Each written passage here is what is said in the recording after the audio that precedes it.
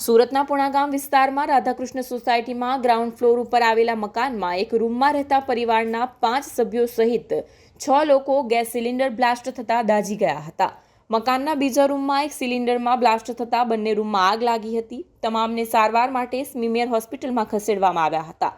3ની હાલત ગંભીર હોવાનું જાણવા મળ્યું છે। તમામને વધુ સારવાર માટે ખાનગી હોસ્પિટલ ખસેડવામાં આવ્યા છે। આગમાં દાઝેલો પરિવાર મકાનના એક રૂમમાં ભાડે રહેતો હતો। હું પાયલ સાકરિયા છું, સુરત મહાનગરપાલિકામાં વિરોધ પક્ષ નેતા છું।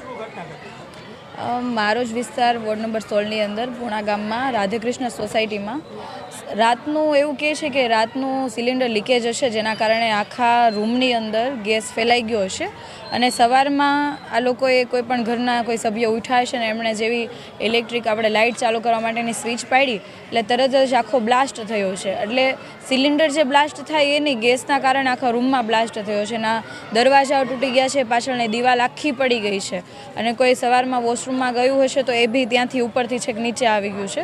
એટલે આવી અમને અહીંયા આવ્યા એટલે રૂબરૂ ત્યાંના લોકોએ અમને માહિતી આપી અને સવારમાં અમે સ્મીમેરમાં ગયા હતા કે કેટલા લોકોને દાઝ્યા છે, કેટલા લોકો ઘાયલ થયા છે, કઈ પરિસ્થિતિ છે જાણવા માટે અને સારવાર બરોબર મળી રહી છે કે નહીં એ બાબતે જાણવા। તો ત્યાં સારવાર દરમિયાન અમે પહેલાં જેટલા દાઝેલા લોકો હતા એમને મળ્યા અને એમના પરિવારજનોને પણ મળ્યા અને એ લોકોને એવું કહેવું હતું કે અમે કે સ્મીમેરમાંથી અત્યારે કિરણ હોસ્પિટલમાં ટ્રાન્સફર કરીએ છીએ, અમને કિરણ હોસ્પિટલમાં જવું છે। એટલે 3 જેટલા પેશન્ટને સવારમાં શિફ્ટ કરી દીધા અને ત્યારબાદ અમે ત્યાં હતા ત્યારે બીજા 3 જેટલા પેશન્ટને કિરણમાં શિફ્ટ કરતા હતા અને ડૉક્ટરોની જે પ્રમાણે ડૉક્ટરો સાથે ચર્ચા થઈ એ પ્રમાણે એમનું કહેવું એવું હતું કે 35%, કોઈ 33%, કોઈ 40% એટલું દાઝ્યા છે।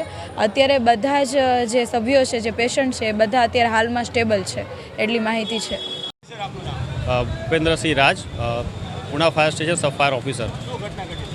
ગેસ બોટલ લીકેજ હતો અને લીકેજથી જે ઘરમાં બ્લાસ્ટ થયેલ છે। આપણે નાલંદા સ્કૂલની બાજુમાં રાધાકૃષ્ણ સોસાયટી ઘર નંબર 33 3rd ફ્લોરની ઉપર સવારે 6:15 કલાકે ગેસ લીકેજ થયેલો હતો। જે ગેસના લીધે ફ્લેશ ફાયર જેવી ઘટના બની છે, જેમાં ગેસ બોટલ ફાટતો નથી પણ જે ગેસ ઘરમાં પ્રસરેલો હોય છે કે જ્યાં પણ આપણે રેગ્યુલેટરના જોડે જે ટ્યુબ હોય છે, આપણે પાઇપ હોય છે, એમાંથી લીકેજ થઈને આખા ઘરમાં પસરી ગયો હતો। ત્યારબાદ સવારે કોઈએ માચિસ કે જેવું કંઈક સ્પાર્ક જેવું થયું હશે તેનાથી બ્લાસ્ટ થયો હતો, જેનાથી ઘરમાં રહેલા તમામ સભ્યો, જેમ કે તેમના નાના 3 બાળકો હતા ને 2 મોટા માણસો હતા અને એક અન્ય માણસ જે બાજુમાં હતા તેઓ ટોયલેટમાં હતા, તેઓ દાઝી ગયેલા હતા। તેઓને તાત્કાલિક ઘટના સ્થળેથી આપણે સ્મીમેર હોસ્પિટલ ખાતે શિફ્ટ કરવામાં આવ્યા છે। તેમને લગભગ 60 થી 65% જેટલા તેઓ દાઝી ગયેલા છે। અત્યારે તેમની હાલત नाजुक बताई रहा है। नाम फिरोज।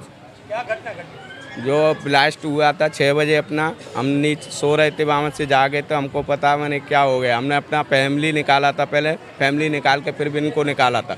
वो कपड़े में आग लग रही थी, वो बुझाया था। फिर भी इनको सबको मैंने अंदर से बाहर किया था, दरवाज़ा तोड़ा, तब दरवाज़ा तोड़ के बाहर करके तब बेचारे इनको 108 में लाद के तब भेजे हैं वे लोग। 6 बंदे थे।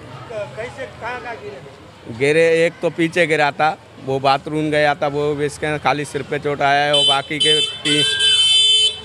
2 लड़की थी, एक लड़का था इनका, तो ज़्यादा जल गए हैं, सब घायल हैं बाकी के सब। ये हम तो तुरंत गए थे ना, हम तो बगल में रह रहे थे ऊपर वाले में, इसलिए हमको मालूम था। हम तो उठा के लेके आए थे सबको, बाहर उठा के। कौन सा हॉस्पिटल है? मेडिकल कॉलेज में लेके गए।